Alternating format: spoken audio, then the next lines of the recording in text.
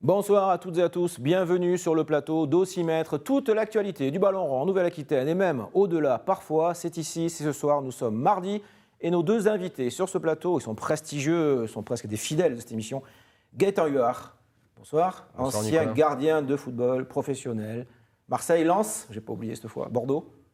Que de bons souvenirs. Merci Gaëtan d'être avec nous ce soir. Merci à vous. À vos côtés, Christophe Hutto, l'agent le plus célèbre de Nouvelle-Aquitaine, même d'ailleurs, agent de football bien évidemment, et notamment du Landais Gaëtan Laborde. Bonsoir Christophe, merci. Bonsoir messieurs. D'être présent ce soir. Vous êtes là notamment parce que nous allons parler transfert. Voici le menu de ce mardi 15 décembre. On va parler Ligue 1 avec la défaite logique des Girondins à Lille et qui doivent se rattraper absolument dès ce mercredi, dès demain soir face à Saint-Étienne.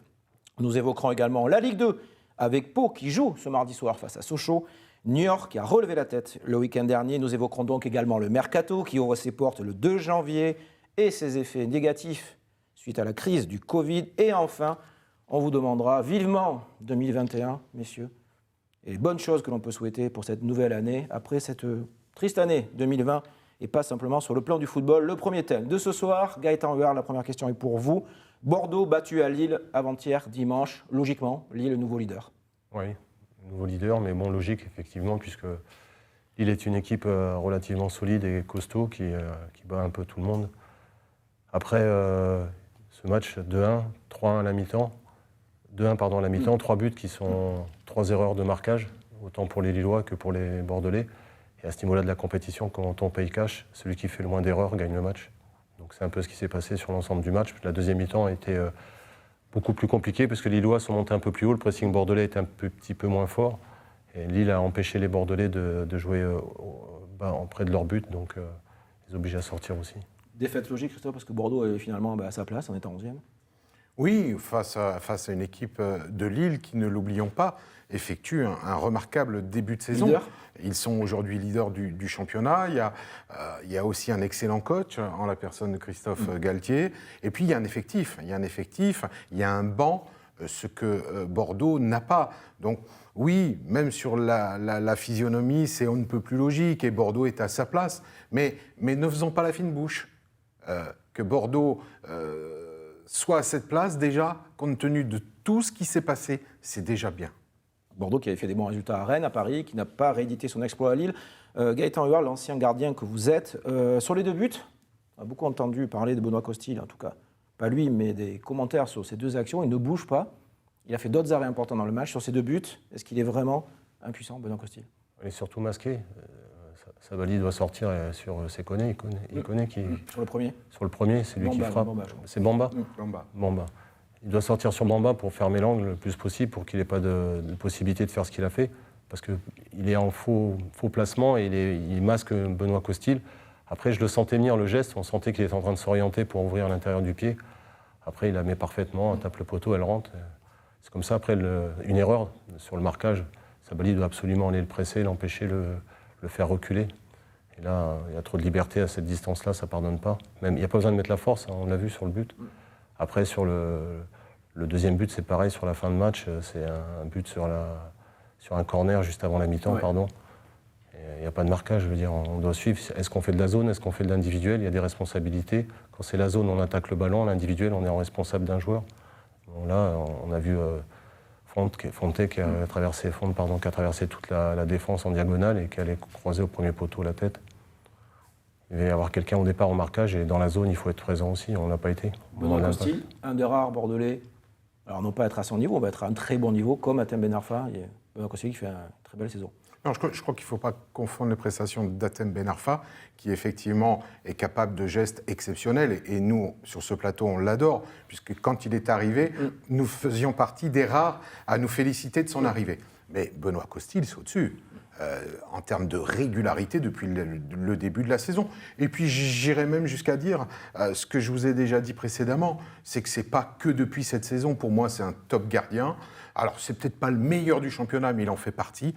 Et je trouve que les critiques à son égard sont vraiment, sincèrement, est trop excessive. On cherche la petite pète, hein. Ouais. Le détail et tout. Après, il a son style. Mais bon, après, Benoît, depuis qu'il avait été capitaine, il a pris le brassard. Avant le capitanat, c'était compliqué pour lui, l'adaptation au niveau du club. Dès qu'il a eu le capitanat, il a pris une envergure. Il a mis une assise à tout le monde, notamment derrière, défensivement. Et là, il s'impose. Il est décisif sur beaucoup de ballons très litigieux et compliqués. Et il s'en sort bien. Après, il ne peut pas tout faire non plus. Mais enfin, 8 clean sheets sur 15 journées. C'est 14 journées. Parce que il est très professionnel, parce qu'on se rappelle cet été les rumeurs qui envoyaient Ruffier à Bordeaux, qu'il n'a pas forcément apprécié de l'intérieur y compris. Benoît Costil, ça ne l'empêche pas de faire des performances remarquables sur le terrain. Même s'il garde le silence médiatique. Mais nous devons nous féliciter d'avoir Benoît Costil dans les buts aux Girondins de Bordeaux. Tout à fait. C'est bien, vous dites quelque chose de positif sur Girondin, Christophe. Merci, parce que d'habitude, vous nous dites qu'ils ne sont pas à leur niveau, qu'ils ne sont pas bons. Gaëtan, on va terminer ce chapitre Girondin avec vous. 3 matchs d'ici la trêve de Noël. Ça ne sera pas la fin des matchs allés à cause du retard de calendrier. Bordeaux-Saint-Etienne ce mercredi. Strasbourg-Bordeaux ce week-end. Et Bordeaux-Reims. 3 matchs peut-être plus importants que la série qu'il y a eu. Oui, sur la Rennes, Paris Saint-Germain, Brest et Lille. On pouvait être inquiet, mais moi je ne l'étais pas. Ayant été joueur, je sais que dans ces situations-là, face à ces rencontres-là importantes, face à des équipes qui sont sur la partie haute du tableau, on est motivé naturellement et on sait que si on n'est pas dedans à 100%, on passe à côté et on prend une claque. Là, ils ont pris 7 points sur 9 possibles. Ce déplacement à Lille aurait été bien de ramener au moins 1 point. Maintenant, sur la série qui arrive, attention, c'est Saint-Etienne, c'est Strasbourg et c'est Reims. C'est 3 équipes qui sont mal positionnées, qui vont peut-être jouer la relégation et qui ont besoin à tout prix de prendre 2 points. Si on baisse l'intensité, l'impact et tout ça, on passe à côté et on peut mal finir la saison. Et on verra ça dès mercredi, Bordeaux-Saint-Etienne, journée de Ligue 1. Ce soir, journée de Ligue 2. En tout cas, match en retard de cette Ligue 2. C'est le deuxième thème de cette émission. On va parler de Pau après. D'abord, revenons, Christophe, sur la victoire de Niort contre Ajaccio. Je sais, ça vous fait un petit peu de peine. L'entraîneur d'Ajaccio faisant partie de votre pool d'entraîneurs et de joueurs que vous représentez. Olivier Pantaloni. Défaite d'Ajaccio à Niort, 2-0. Niort qui s'est bien rattrapé après sa claque à Auxerre. Oui, qui a eu beaucoup de réussite. Qui avait précisé ça à Auxerre. Ils l'ont emporté, mais ils ont eu beaucoup de réussite. Je discutais pas plus tard que tout à l'heure avec Olivier. Justement, il regrettait les occasions, et notamment un face-à-face de son attaquant axial avec le gardien niortais, alors que le score était de 0-0. Ajaccio était bien en place, mais... Bon, c'est à l'image du début de saison d'Ajaccio, qui a du mal, qui a un manque de réussite, mais qui seront là, inévitablement. Je ne me fais aucun souci pour eux, mais on a également parlé avec Olivier de Niort et qui m'a confirmé que c'était une équipe solide, bien organisée, qui est une équipe qui jouera le maintien tranquille, sans aucun problème. Quand on prend une tannée comme ça, Gaëtan, parce que Niort avait pris 6 à Auxerre, la priorité, mais vraiment des priorités, c'est de gagner tout de suite, dès le match suivant, ce qu'a fait Niort. Ah oui, se redresser tout de suite. Plus tu traînes et que tu prends des buts et que tu perds de la confiance de plus en plus, tu rentres avec le terrain avec la peur au ventre. Et quand tu rentres avec la peur au ventre, ça peut aller très loin et ça peut mettre ton championnat en péril, oui. Alors ça, c'est pour Niort, qui a bien réagi en battant en battant Ajaccio, après la défaite à Auxerre. Pau, je vous le disais, joue ce soir contre Sochaux. Victoire forcément impérative, Christophe, pour les Bernais à domicile, qui sont pourtant déjà en dehors de la zone rouge. Ils sont 17e sans avoir joué. Ils ont l'occasion de se donner un peu d'air ce soir. Oui, même un point serait un point important dans l'optique du maintien. C'est un redressement spectaculaire depuis quelques semaines de la part du FC Pau. Et de Didier Tolo, qu'on salue.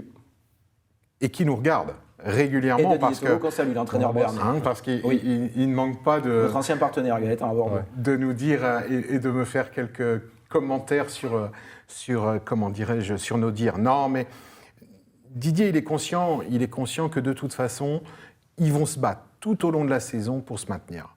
L'avantage qu'ils ont, c'est que eux, mentalement, ils sont préparés à jouer ce maintien. Ce qui n'est pas le cas d'autres équipes qui vont et qui sont en train de jouer le maintien. Donc, ils ne pourront pas recruter, voire un prêt de la part d'un club professionnel, voire 2 lors du mercato de janvier, pour des raisons budgétaires, puisque le FC Pau a été encadré par la DNCG la semaine dernière, donc ni indemnité de mutation et un encadrement de la masse salariale.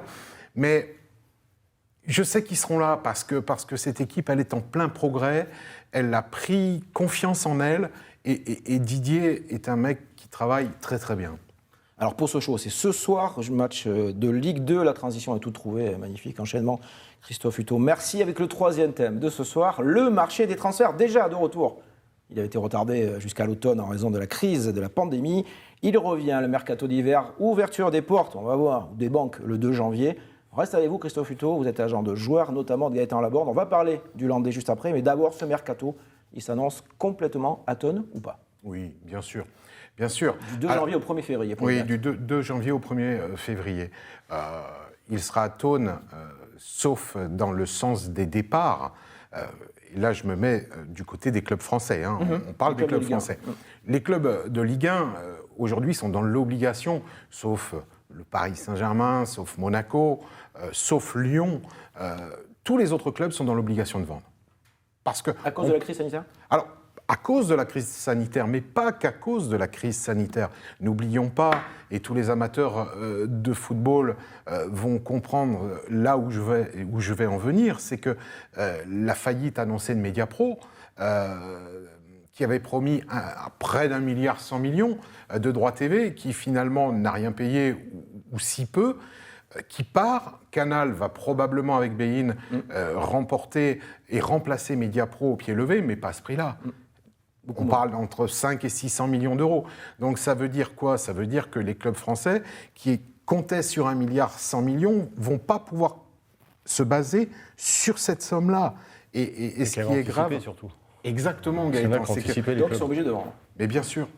Même des clubs qui aujourd'hui sont dans le haut de tableau, mais qui ne sont pas Paris, qui ne sont pas Monaco, qui ne sont pas Lyon, vont être dans l'obligation, parce que sinon les déficits en fin de saison vont alterner entre 15, 20, 25 millions d'euros.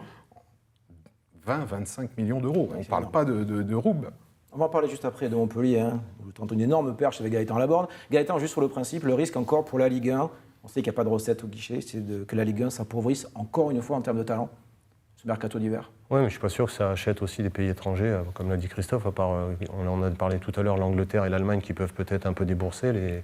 Les autres pays, l'Italie ou l'Espagne, c'est pas la peine, ils sont dans la même situation que les clubs français, donc ça va se compliquer.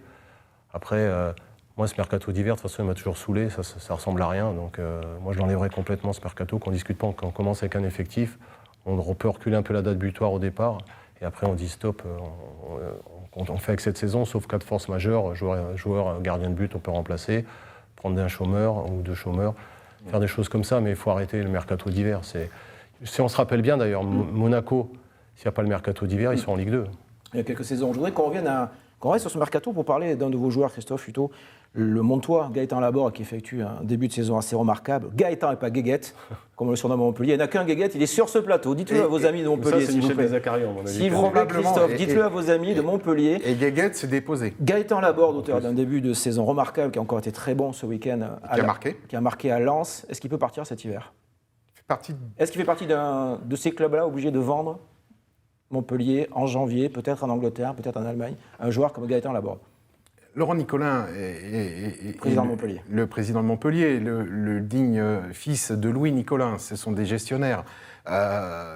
Il sait ce qu'il va perdre en fin de saison, mais il sait aussi que de toute façon, même si son équipe réalise un début de championnat exceptionnel par rapport au budget, il sait très bien qu'il ne va pas se qualifier pour la Ligue des Champions. Donc, à un moment donné, le gestionnaire qu'il est va se poser les bonnes questions, sous réserve qu'effectivement, il y ait en face les offres. Est-ce qu'il y en a des offres pour l'instant pour Il y en aura Laborde probablement, bien sûr. Est-ce qu'il y en a aujourd'hui? Écoutez, est-ce qu'il y a des contacts déjà? Est-ce que vous avez des contacts, Christophe, pour garçon... parler de Gaëtan Laborde? D'abord, qu'on l'aime bien parce qu'il est des Landes, il est Mont-de-Marsan et c'est un garçon très attachant. Il a joué au Girondin. Un garçon Girondin, qui est leader du classement des passeurs, avec 6 passes décisives et 4 buts en 14 journées championnat, inévitablement, bien sûr qu'il y a de l'intérêt d'un grand nombre de clubs. Maintenant, Gaëtan ne partira pas parce qu'il a toujours été très clair pour le plaisir de partir et uniquement pour faire de l'argent. Sinon, on part en Chine. Parce qu'il n'y a pas de problème. On peut partir en Chine, il peut gagner des fortunes. Mais la carrière de Gaëtan, qui est un garçon mature, qui est un garçon très intelligent et qui, une nouvelle fois, a les pieds sur terre, on a anticipé, on a un plan de carrière. Il ne va pas partir pour le plaisir de partir. Si, effectivement, on a la possibilité d'aller dans un club où il y a une progression sportive et donc financière, bien entendu que l'on se mettra tous autour de la table. D'autant plus que ce sera, et j'insiste là-dessus, également dans l'intérêt du club auquel il appartient. Mais aussi, peut-être, dans l'intérêt des Girondins de Bordeaux. Qui pourraient percevoir une indemnité de formation. Et un pourcentage sur la plus-value. Ce qui n'est pas rien connaissant l'état des finances des Girondins de Bordeaux, qui seront en déficit annoncé au mois de juin 2021. Je souhaiterais qu'on termine cette émission, messieurs, par une projection sur justement cette année 2021. Changeons d'année un petit peu. Oublions cette année 2020. Est-ce qu'on a envie de dire, sur le plan du football, bien évidemment, parce qu'il y a des choses bien plus graves que ça dans la société aujourd'hui, est-ce qu'on a envie de dire, sur le plan du football, vivement 2021, vivement qu'on retrouve du monde dans les stades, Gaëtan, et de la passion autour du foot, quoi. Ça, c'est la première chose, oui. C'est de retrouver de la passion dans les stades, de la folie, que les gens s'éclatent, qu'ils supportent, les vrais supporters qui soient présents par rapport à leur équipe et tout. Là, c'est fade, je veux dire. Il y a des gens, et même moi, j'ai du mal parfois de regarder un match, de suivre un match, parce qu'on a l'impression qu'il n'y a pas de rythme. Il y a du rythme, mais l'ambiance n'y étant pas, on a l'impression que c'est des matchs amicaux, que ce ne sont pas des matchs avec un entier engagement. Puis il n'y a pas de résonance quand vous n'êtes pas bon, le public il vous pousse, il vous siffle et tout ça, et d'un autre côté il vous encourage quand ça va. Mais toute cette passion-là qui vous emmène à l'étage au-dessus, vous ne l'avez plus. Et quand on est joueur, on se transcende quand il y a ces étages-là, là il n'y en a pas pour l'instant. Ça manque, c'est tout ce qu'on souhaite en 2021.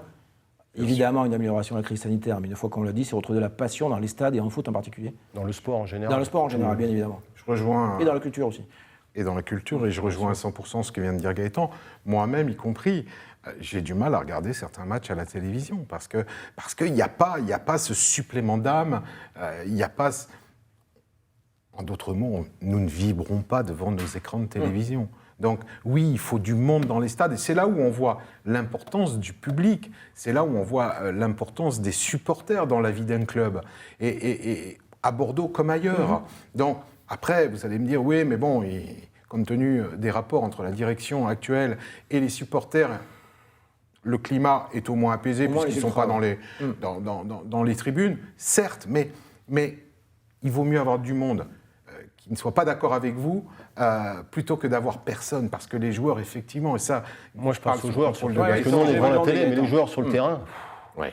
c'est répétitif, c'est peut-être même pire que l'entraînement. Est-ce que quand il y a 2000 personnes dans le stade, comme en Angleterre, là, depuis 15 jours, c'est mieux que zéro? Est-ce qu'on Bien sent sûr. réellement qu'il y a 2000? Il faut faire un pourcentage pour équilibrer les stades. Un stade de 43 000, un stade de 15 000, on ne fait pas la même marge de supporters acceptés dans les tribunes. Il faut arriver à ça très rapidement, au moins commencer par là avant de remplir les stades. Parce qu'il y aura aussi de la précaution, les gens ne viendront pas faire n'importe quoi non plus, je pense. Donc, Pas avant le 7 janvier, au minimum, pour les sports professionnels. Oui. Est-ce qu'une jauge, même... du 20%. Alors, Emmanuel Macron, chef de l'État, a toujours était plutôt défavorable à l'idée de maintenir ces jauges à 1000 ou 5000. Il passait plutôt pour le quart de la capacité du stade, ou une personne tous les 8 mètres carrés. Mais est-ce que quand on est joueur, Gaëtan l'a dit, Christophe, même si on joue devant 2000, 3000, 5000 personnes, on se dit, il y a forcément quelque chose qui se passe. Il y a de l'écho. Et dans les stades, on est beaucoup plus gêné quand il y a moins de monde que quand il y a du monde. Quand il y a 100 000 dans un stade et qu'il y a dans le même stade, il n'y a que 10 000, on entend tout ce qui se dit, tous les échanges dans les supporters. Si vous faites insulter par un seul supporter, vous l'entendez. Tandis que quand il y a beaucoup de monde dans le stade, vous n'entendez rien. Mais au moins qu'il y ait cette base, ce pourcentage que dit Macron, pour qu'il y ait au moins du monde dans le stade un petit peu, que ça puisse avoir de la vie et que les joueurs puissent sentir quelque chose aussi de plus. L'avantage, c'est que nous, on entend tout des tribunes. Quand on est dans les stades, on entend ce que se disent les joueurs aussi, on l'entend jamais. Mais je trouve C'est le dommage, tout petit avantage. je trouve dommage que les médias ne se servent pas assez justement de ces huis clos pour avoir, pas des huis clos, mais, puisque c'est 1000, mais les clubs ne l'acceptent pas, ça leur coûte plus cher en gardiennage et puis en sécurité. Là, pour l'instant, c'est personne. Pour l'instant, c'est personne dans les stades. Donc, non, ce que je veux dire, c'est pas du huis clos, il faut arrêter. Après, je parle sous le contrôle de Gaëtan, bien évidemment, qui a été un joueur de haut niveau pendant très très longtemps. Mais les joueurs, ils préfèrent jouer même devant 100 000, devant un public hostile, plutôt qu'à huis clos. Pas uniquement parce qu'il n'y a personne dans le stade, mais parce qu'il y a le staff technique, son propre staff technique, qui pendant tout le match vous harcèle.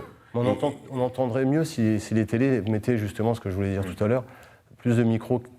On verrait les matchs différemment et on est pas équiper les joueurs avec des micros, mais je veux dire mettre des micros plus proches pour entendre tout ça. On entend beaucoup de ce qui se dit déjà, mais on pourrait vivre différemment le football et comprendre un peu le football de l'intérieur. Oui, tactiquement, on comprendrait beaucoup plus de choses. Certains positionnements de joueurs. Tout ça, c'est intéressant. Et bien, on en parlera peut-être en 2021, qui sait. On espère et on souhaite que le public revienne dans les stades de football, mais pas simplement dès janviie 2021, et bien évidemment que la situation sanitaire s'améliore considérablement pour tout le monde dans la société française, entre autres avec cette nouvelle année. Merci beaucoup Christophe Hutto, Gaëtan Huard d'être venus ce mardi soir sur le plateau. C'était la dernière émission de l'année, on se retrouve, si tout va bien, évidemment, en 2021. Ciao, ciao. Merci beaucoup.